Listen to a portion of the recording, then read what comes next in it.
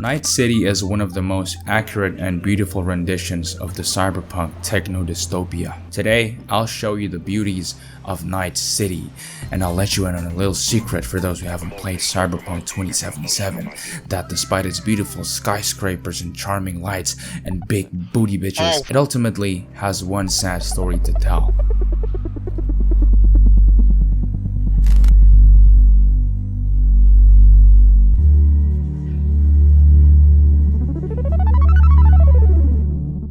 Like Blade Runner, advertisements play a huge role in all the vistas in Night City.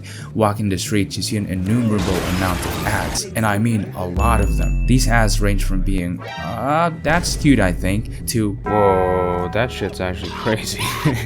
From the game maker's point of view, these advertisements convey the overt commercialization that is currently happening in Night City. Ads are virtually everywhere in this not so distant future.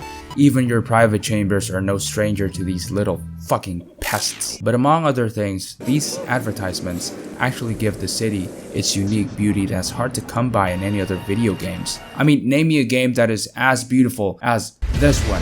You can. If you can, fuck off, because this is my video, bitch. Now, I've been going on about how majestic these ads are and how there are a lot of them in Night City, but if you are a real person living in Night City, like an NPC, who am I to say that these ads are just for aesthetic purposes, for coolness? After all, they are advertisements. They exist to sell you something. Diving more deeper into this concept and into these ads as a whole, we could actually learn a lot about Night City and its residents. Let's take a look at this advertisement.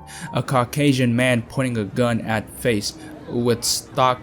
The text below reads, "Save your corporate career with S-Shirts 9000. Why 9000? I'm not sure. I don't know.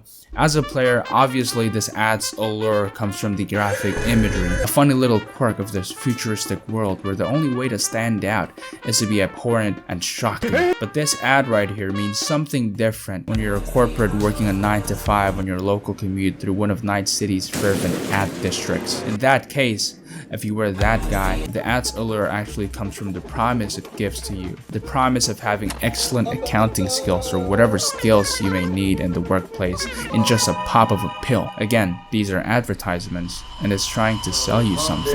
Hey, I need you. This advertisement has the same theme as the last one. The person in this one looks worried that he'll lose his job due to the factory's impossible standard of production, one that can only be achieved if you have cybernetic implants. Pseudo energy do I have that I can? Other workers who have these cybernetic arms can perform their jobs faster and quicker than he can, and he lays still in fear that when he doesn't enhance his body, soon enough he'll be terminated due to unproductivity. Although exaggerated, this is currently happening somewhere in Night City. This advertisement plants to see that the only way to succeed, let alone maintain a job, is to buy cybernetics from these fucking companies. This has a huge range of implications. Firstly, for people opposing the use of cybernetic enhancement like monks, or just any person who is against it, having no other way but to either die homeless or go against their beliefs and moral rights, it just fucking sucks, and it leaves them with no choice but to give in.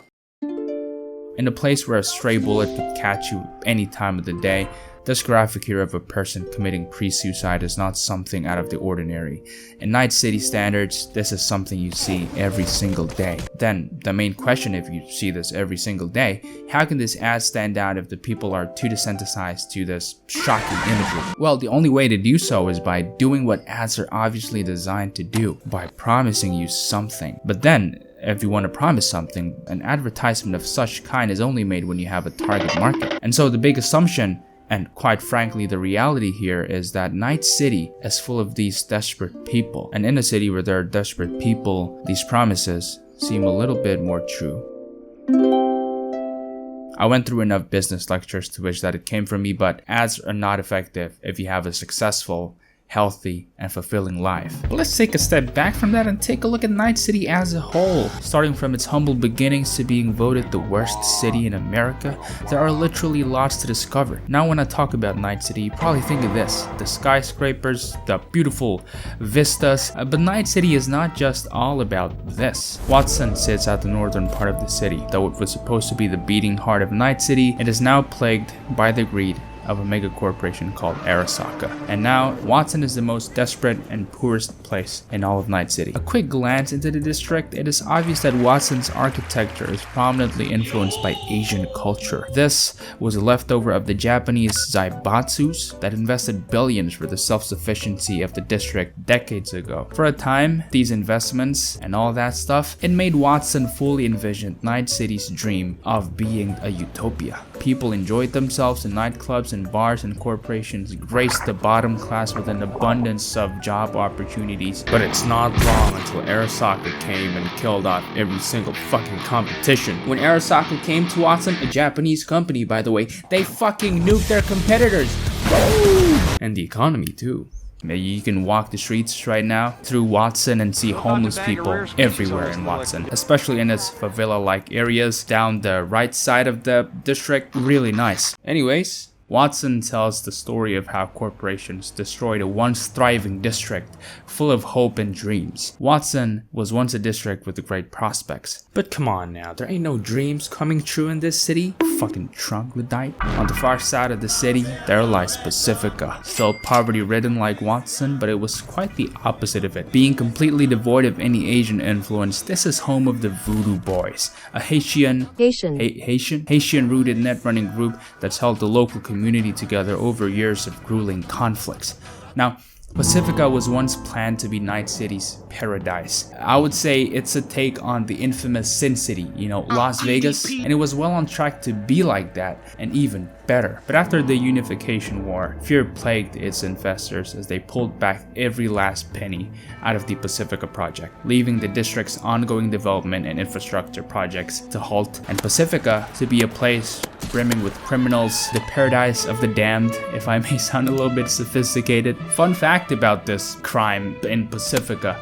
The crime in Pacifica is so bad that in 2077, Mayor Lucius Ryan redesignated Pacifica as an independent district of Night City. This, of course, was a ploy that allowed Pacifica's crime statistics to be excluded from the city's official numbers. This resulted in a 3% drop in Night City's crime statistics. Fucking corrupt motherfucker. But again, like Watson, Pacifica tells a story of how all dreams must die in this godforsaken city.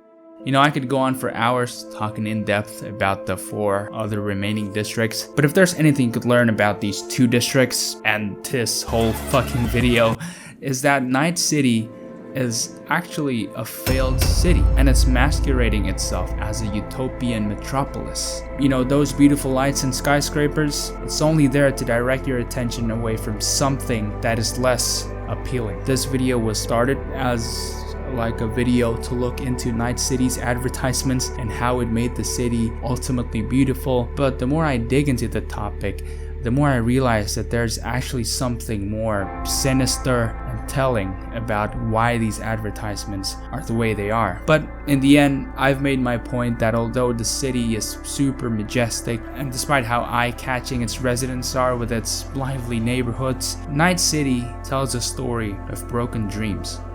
But let's just focus on that first part, okay, guys?